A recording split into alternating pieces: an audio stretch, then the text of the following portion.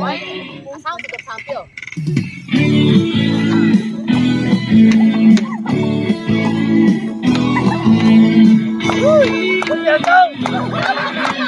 Hãy subscribe cho kênh Ghiền Mì Gõ để không bỏ lỡ